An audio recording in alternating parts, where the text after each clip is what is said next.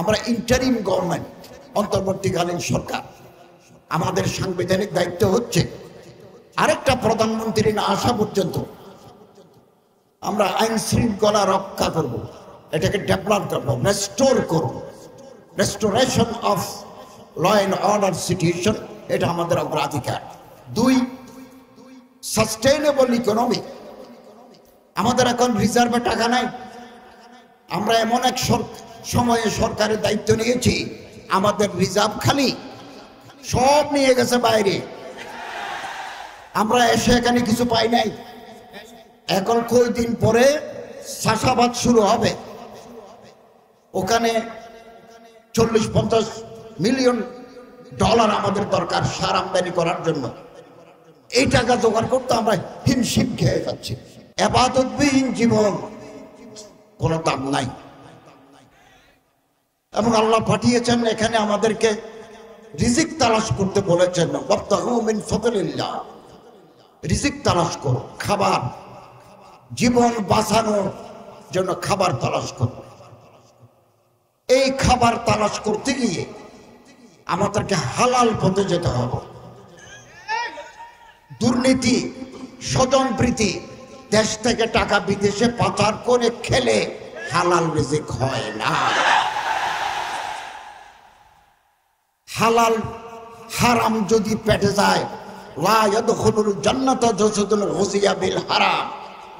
শরীরের ভিতরে রক্ত আছে 5.5 লিটার, হাড্ডি গোস্ত আছে 60 থেকে 70 কেজি।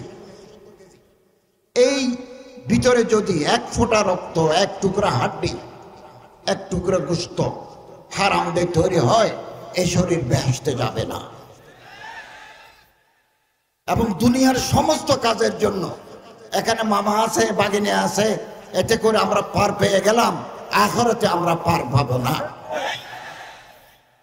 ফায়সালুকুম আন আমালিকুম, আল্লাহর দরবারে প্রতিটি কাজের জন্য হিসাব দিতে হবে। একথা যেন আমরা ভুলে না যাই, ভুলে না যাই। সুদ খাই, ঘুষ খাই, দুর্নীতি করি, সাদাবাজি করি, টেন্ডারবাজি করি, টাকা রোজগার করলাম, এই টাকা দিয়ে হজে গেলাম, এই হজ আল্লাহর দরবারে কবুল নাই। লোকে দেখবে হাজি সাহেব, আল্লাহর দরবারে হাজি নাই। কনজুল উম্মাহ একটা হাদিসের কিতাব। কোন মানুষ যদি হারাম টাকা দিয়ে হজ করে, মক্কা শরীফে যাইতে বলে লাব্বাইক আল্লাহুম্মা লাব্বাইক লা শারীকা লাকা লাব্বাইক ইন্নাল হামদা ওয়ান নি'মাতা লাকা ওয়াল মুলক লা শারীকা লাক, হাজিরা দেয়। ক্বালা মালাকুন ফিস সামা, আসমানে যত ফেরেশতা আছে একসাথে ডাক মারে, লা লাব্বাইক লা সাদাইক। তোমার হাজিরা কবুল নাই, তোমার জন্য কোনো সুসংবাদ নাই।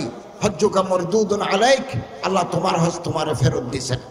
যে সমস্ত দুর্নীতিবাজ, লুটেরা, পাচারকারী জীবনের এক সময়ে এহরাম পরে হজ করতে যায়, আল্লাহর দরবারে তাদের হজ ফেরত আসবে, কবুল হবে না।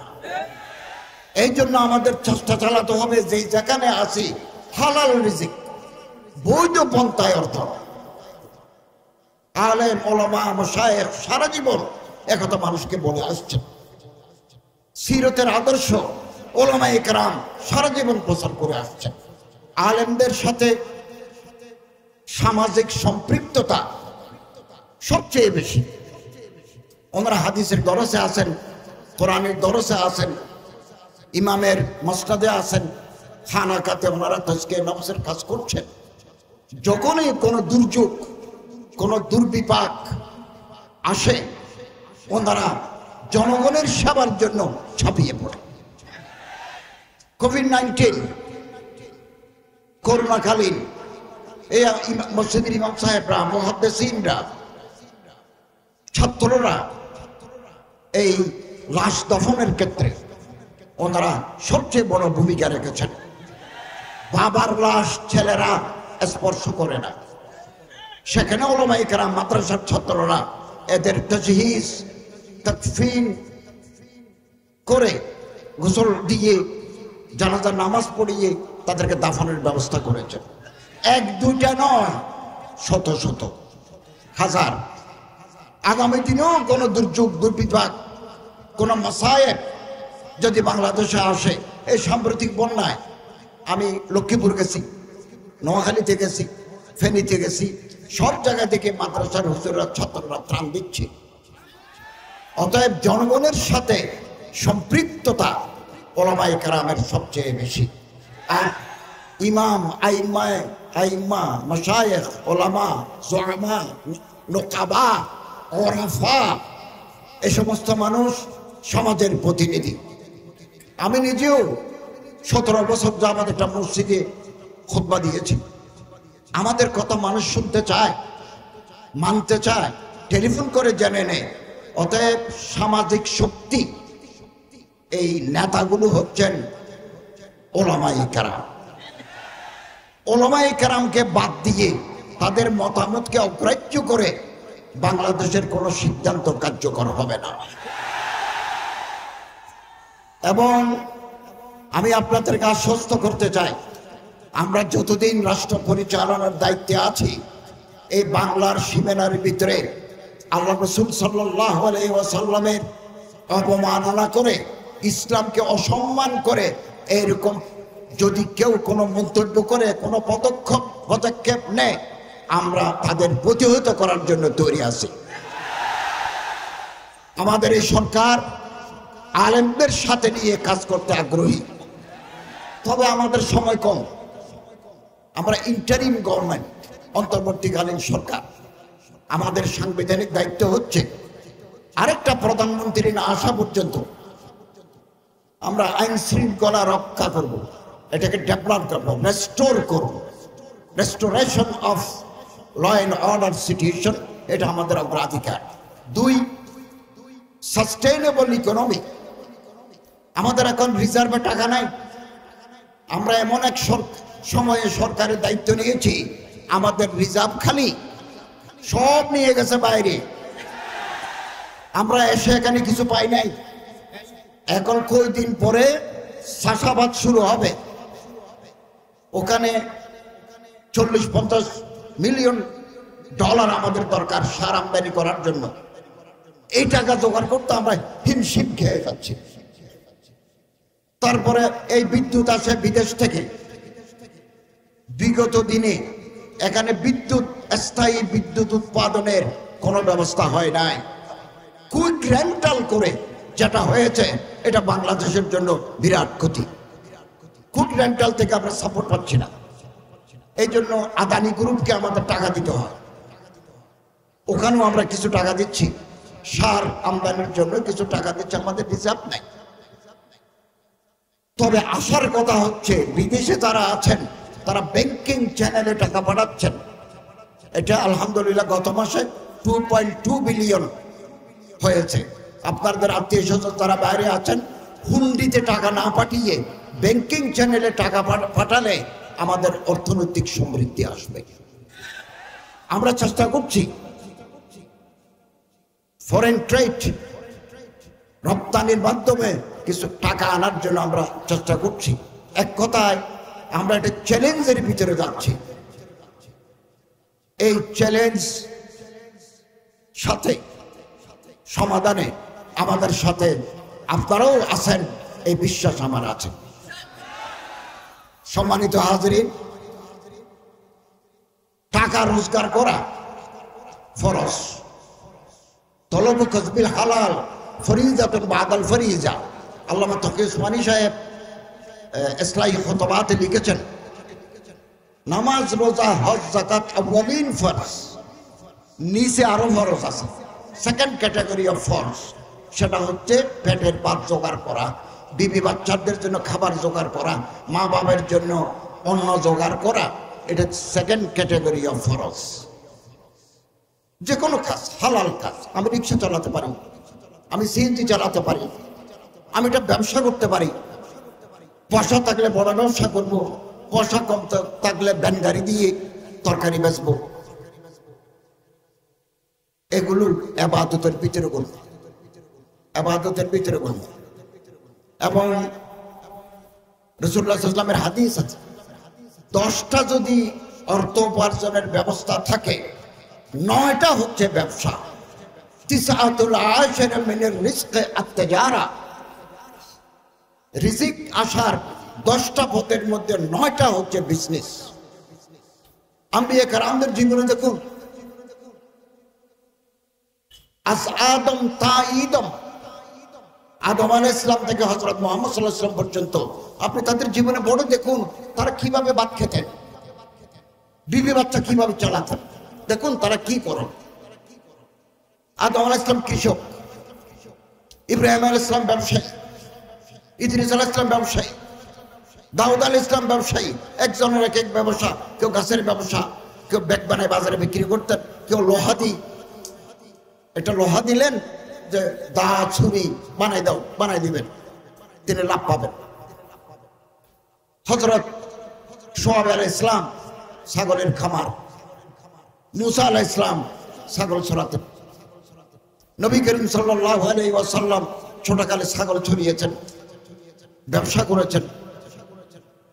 জীবিকা অর্জনের কোনো না কোনো পথ সাহাবায়ে কেরাম, হযরত আব্দুর রহমান ইবনে আউফ মদিনার সবচেয়ে বড় ব্যবসায়ী, হযরত উসমান গনি সবচেয়ে বড় ব্যবসায়ী। ওনাদের ওট যখন মদিনায় সিরিয়া থেকে ঢুকে, মুলকে শাম থেকে ঢুকে কয়েক হাজার, মতো ব্যবসায়ী, কিন্তু ওনাদের টাকা ইসলামের খেদমতে ব্যয় হয়ে ওঠে। হযরত উসমান রাদিয়াল্লাহু তাআলা গজওয়ায়ে তাবুকে বিপুল সংখ্যক সম্পত্তি, টাকা পয়সা, ধন দৌলত রাসূলুল্লাহর হাতে অর্পণ করেছেন। আমরা রিজিক তলব করব, নিজেরা খাবো, ছেলে মেয়েদের জন্য কিছু রাখবো, ইসলামের খেদমতে বাকিটা বিলিয়ে দেব। হযরত রাসূল করিম সাল্লাল্লাহু আলাইহি ওয়াসাল্লাম হযরত উসমান রাদিয়াল্লাহু তাআলা যখন বেশি করে দিলেন, মা দাররা উসমান বাদাল ইয়ুম, আজকের পরে উসমানের কোনো ভয় নাই, এভাবে তারা দান করেছেন ইসলাম। এই জন্য ধনীদের দায়িত্ব মসজিদ, মাদ্রাসা, যাকাত, কারে খায়রে দান করে রাষ্ট্রকে সহযোগিতা করা। আমাদের একটা যাকাত বোর্ড আছে, আমি বিজ্ঞ আলেমদের নিয়ে যাকাত বোর্ডকে সাজাবো এবং যাকাত আহরণ, যাকাত বিতরণে আমরা তাদের গুরুত্বপূর্ণ ভূমিকা রাখতে পারি। এই জন্য যাকাত বোর্ড পুনর্গঠন করব এবং এই গরিব দুঃখী মানুষ মাসারেফ যেখানে দিলে যাকাত আদায় হবে, এটাও ওনারা বলবেন। আমরা এভাবে জনগণের পাশে থাকব। সম্মানিত হাজরিন, আমরা কতদিন আছি সেটা আল্লাহ তাআলা ছাড়া কেউ জানেন না। তবে 90 দিনের একটা তয় ছিল যে উইদিন 90 ডেজ আমরা নির্বাচন দিয়ে দায়িত্ব হস্তান্তর করব, কিন্তু 90 দিনের ভিতরে আমরা পারবো না, কারণ আইন শৃঙ্খলা এখনো সম্পূর্ণ নিয়ন্ত্রণে আসে নাই, অর্থনীতি ভঙ্গুর অবস্থা। এই জন্য আমাদের সময় নিতে হতে পারে। আমরা সেই আইন একটা অধ্যাদেশের মাধ্যমে পরিবর্তন করেছি। পরবর্তী প্রধানমন্ত্রী ভোটের মাধ্যমে যার ভোট তিনি দিতে পারবেন আগামী দিনে ইনশাআল্লাহ। নির্বাচন কমিশনকে আমরা ঢেলে সাজাবো, পরিবর্তন করব। লেভেল প্লেইং ফিল্ড, সমস্ত রাজনৈতিক দল সমান সুযোগ পাবে। আমরা সেই লেভেল প্লেইং ফিল্ড তৈরি করে দেব। আপনারা জনগণের কাছে যাবেন, জনগণকে বুঝান, আপনি যেটা চান সেটা জনগণকে বুঝান, তারপরে জনগণের ভোট নিয়ে পার্লামেন্টে আসে। আমরা আপনাদের হাতে দায়িত্ব দিয়ে চলে যাব। আমরা অন্তর্বর্তীকালীন সরকার, সব কাজ আমরা করতে পারবো না, বিতর্ক তৈরি হয় এমন কোন জায়গায় হাত দেব না। এবার আপনারা জনগণের ম্যান্ডেট নিয়ে আসেন, এবার আপনারা সরকার গঠন করেন, আপনারা যা চান তা করতে পারবেন, but you have mandated by the people. You have taken mandate from the people. আপনারা জনগণের কাছ থেকে রাষ্ট্র পরিবর্তন করার দায়িত্ব নিয়েছেন, আপনারা করতে পারেন। আমরা কিন্তু পলিটিক্যালি ইলেক্টেড নই, আমরা একটা অন্তর্বর্তীকালীন সরকার। একটা বিপ্লবের মাধ্যমে ছাত্র জনতার আন্দোলনের ফলশ্রুতিতে এই সরকার আসছে, আমরা দায়িত্ব নিয়েছি এবং দীর্ঘদিনের জঞ্জাল, এগুলো পরিষ্কার করতে আমাদের সময় লাগবে, সময় লাগবে। এবং যে আগামী দিনে সরকার আসবে সেই সরকার হচ্ছে বেশি গুরুত্বপূর্ণ। একতলাফ, বাহামি নাজার, এগুলো দূর করুন। এক মুসলমান আর এক মুসলমানের হাত ধরুন। ইখতিলাফাত থাকবে, ইত্তেফাক মাল ইখতিলাফ। আল্লামা মুফতি শফি সাহেব রাহমাতুল্লাহ আলাইহি বলেন, ইখতিলাফ কোনোদিন যাবে না, যাওয়ার সম্ভাবনা নাই। এই ইখতিলাফ নিয়েই আমরা ইত্তেফাক হব, আমরা একে অপরের হাত ধরব। আমাদের কলিজা ছোট কেন? আমরা কেন আমাদের কলিজা বড় করতে পারি না? কেন আমাদের দৃষ্টিভঙ্গি সংকীর্ণ? We have been confined within ourselves. আমরা আমাদের নিজেদের মধ্যে বন্দী হয়ে আছি। আমি এদেশের ধর্ম উপদেষ্টা, আমি মুসলমানদের ধর্ম উপদেষ্টা, আমি হিন্দুরও ধর্ম উপদেষ্টা, আমি বৌদ্ধেরও ধর্ম উপদেষ্টা, আমি খ্রিস্টানেরও ধর্ম উপদেষ্টা। চট্টগ্রামের পাহাড়ে, ময়মনসিংহের পাহাড়ে যারা থাকে তারা কোনো না কোনো ধর্ম মানে। এই বড় 4-5টা ধর্ম বাদ দিয়ে আর অন্যান্য ধর্ম মানে, আদিয়ান বাদ দিয়ে অন্য ধর্ম মানে। আমি তাদেরও প্রতিনিধি। আমার মন্ত্রণালয়ে হিন্দু কল্যাণ ট্রাস্ট আছে, বৌদ্ধ কল্যাণ ট্রাস্ট আছে, খ্রিস্টান কল্যাণ ট্রাস্ট আছে, ওখানে টাকা আছে, এগুলো বিতরণ করতে হয়। তাদের উপাসনালয় আমাকে ভিজিট করতে হয়। আপনি যদি এটা পছন্দ না করেন, আপনি জনগণের কাছে যাই, আগামী দিনে ভোট চান, রাষ্ট্রের কাঠামো পরিবর্তন করে ফেলেন, আপনি যেটা চান সেটা হবে। আমি যেই দায়িত্বে বসেছি এটা তো ইসলামিক স্টেট নয়, আমার এই দেশটা কি ইসলামী রাষ্ট্র নয়, সেকুলার রাষ্ট্র। সেকুলার রাষ্ট্র, একটা বিধিবিধান আছে, আমি এর বাইরে যেতে পারবো না। জন্মাষ্টমী উদযাপিত হয়েছে, রাষ্ট্রের নিয়ম, প্রেসিডেন্ট বসবেন, প্রেসিডেন্টের পাশে আমি বসবো, মহামান্য রাষ্ট্রপতি বসবেন, আমি বসবো, বসেছি। দুর্গাপূজা আসবে, মহামান্য রাষ্ট্রপতি বসবেন, আমি বসবো, হিন্দুদেরকে আমরা সম্বর্ধনা দেব। বৌদ্ধদের প্রবারণাপূর্ণ পূর্ণিমা হবে, প্রেসিডেন্ট পাশে, মহামান্য রাষ্ট্রপতি পাশে থাকবেন, আমি পাশে থাকবো। 25শে ডিসেম্বর খ্রিস্টানদের বড়দিন, আমাকে সম্বর্ধনা দিতে হবে তাদের রাষ্ট্রের সাথে। তারপরে ঈদ হবে, ঈদুল ফিতর, ঈদুল আজহা, আমরা মুসলমান ওলামায়ে কেরাম প্রতিনিধিদেরকে বঙ্গভবনে ডেকে সম্বর্ধনা দেব। এটা রাষ্ট্রীয় নিয়ম, রাষ্ট্রীয় আচার, এগুলো আমাদের মেনে চলতে হবে। আপনার পছন্দ না হলে আপনি আগামী নির্বাচন যেটা দেবে এর জন্য মাঠ তৈরি করেন। কি আদর্শ চান, কোন আদর্শে দেশ চালাতে চান সেটা মানুষকে বুঝান, ম্যান্ডেট নিয়ে আসেন, জনগণের পাওয়ার নিয়ে এসে রাষ্ট্রের কাঠামো পরিবর্তন করুন। আপনি যেটা চান সেটা আপনি করতে পারবেন। আমাদের কাজগুলো আমাদের করতে দেন, এটা আমাকে করতে হবে। আমি এই মাদ্রাসায় এসেছি, এই জাতীয় সিরাত কমিটির সম্মেলনে এসেছি। আমি তো রাজশাহী থেকে আহলে হাদিসের 2টা মাদ্রাসা ভিজিট করেছি। এটা আলিয়া মাদ্রাসা, কামিল মাদ্রাসা ভিজিট করেছি। এটা দাওরা হাদিস পর্যন্ত কওমি মাদ্রাসা ভিজিট করেছি। আমি শ্রী শ্রী গৌরাঙ্গদেবের ঠাকুরের মন্দিরে গেছি, তাদের মাঝে গরিব মানুষ যারা, তাদের মাঝে বিতরণ করেছি। রাজশাহীতে মুসলমানদের এলাকায় আমি বিতরণ করেছি। আমি তো তাদেরও প্রতিনিধি। দুর্গা পূজা উপলক্ষে সরকার হিন্দুদের ধর্ম উৎসব, বিভিন্ন গরিব মন্দির আছে, এই মন্দিরের জন্য টাকা দেয়। আগে দিতে 2 কোটি টাকা, 3 কোটি টাকা, এবার আমাদের চিফ অ্যাডভাইজার সাহেব দিচ্ছেন 4 কোটি টাকা। হিন্দু তহবিলে দিচ্ছেন, আমাদের ফান্ডে দিচ্ছেন। আমরা এটা বাংলাদেশের যত জেলা আছে, কিছু জেলা বড়, কিছু জেলা ছোট, এরকম একটা তালিকা করে জেলা প্রশাসকদের মাধ্যমে আমরা এগুলো ওখানে পৌঁছাবো, তাদের কাছে এগুলো পৌঁছাবো। এবং বাইরে একটা মিথ্যা প্রচারণা চলছে সারা দুনিয়া ব্যাপী। সেটা কি? বাংলাদেশের হিন্দু, বৌদ্ধ, খ্রিস্টান, যাদেরকে আমরা মাইনরিটি বলি, সংখ্যালঘু বলি, তাদের উপর জুলুম হচ্ছে, এরকম একটা কথা বাইরে মিথ্যা প্রচারণা চালাচ্ছে। এবং আমার সাথে ইউরোপীয় ইউনিয়নের কমিশনের লোকেরা দেখা করেছেন, আমার সাথে ভারতের অ্যাম্বাসেডারের সাথে দেখা হয়েছে, নেপালের রাষ্ট্রদূতের সাথে দেখা হয়েছে। এই কয়দিনের মধ্যে ডেনমার্ক, অস্ট্রেলিয়া, আমেরিকার রাষ্ট্রদূতের সাথে ওনারা আমার অফিসে আসবেন। সবার একটা কথা যে we have been concern about the persecution of the minorities. তারা বলতে চাচ্ছেন যে আমরা উদ্বিগ্ন, এই দেশে অমুসলমানদের উপর জুলুম হচ্ছে। এ কথাটা সম্পূর্ণ মিথ্যা প্রচারণা, এগুলো বাইরে চলছে, ওনারা সেটা আমাদের কাছে জানতে চাচ্ছেন। আমরা ওনাদেরকে আশ্বস্ত করেছি বাংলাদেশের কোথাও সাম্প্রদায়িক সম্প্রীতি নষ্ট হয় এরকম কোনো কাজ আমাদের দেশে হচ্ছে না,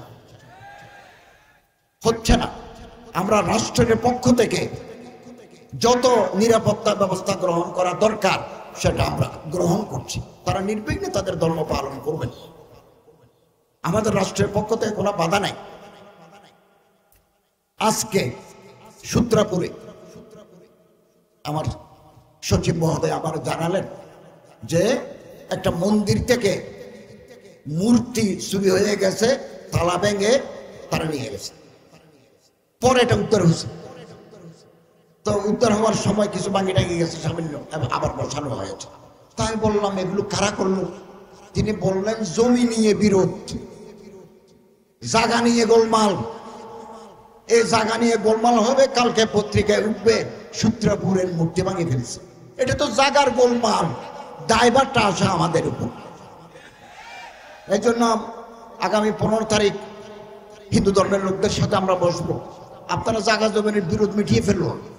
জায়গা জমিনের বিরোধ করে হিন্দুদের মধ্যে মামলা, হিন্দু মুসলমানের বিরুদ্ধে মামলা, এই সুযোগে একে অপরের মূর্তি দখল করতে চায়, মন্দির দখল করতে চায়, দায়ভারটা আসে আমাদের উপর।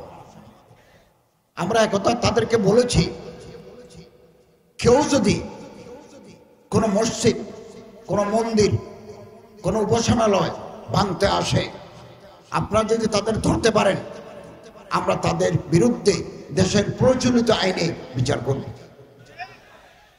করব। আমি আপনাদের খেদমতে আরজ করি, দৃষ্টিভঙ্গি বড় করুন।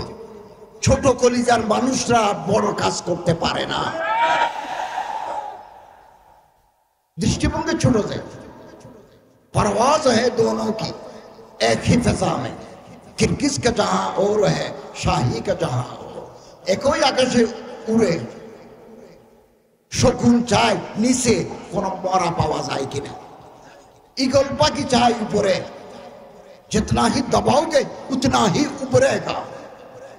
যত মোকাবেল বাতাস আসে ঈগল পাখি আরো উড়ে যায়, তার দৃষ্টিভঙ্গি উপরে। दुनिया और भी है, आसमां और भी है, सितारों के आगे जहां और भी है। এই যে তারা দেখা যায়, এর পিছনে জগৎ আছে। ومن يتهيب صعود الجبال يعيش أبد الدهر بين الحفر।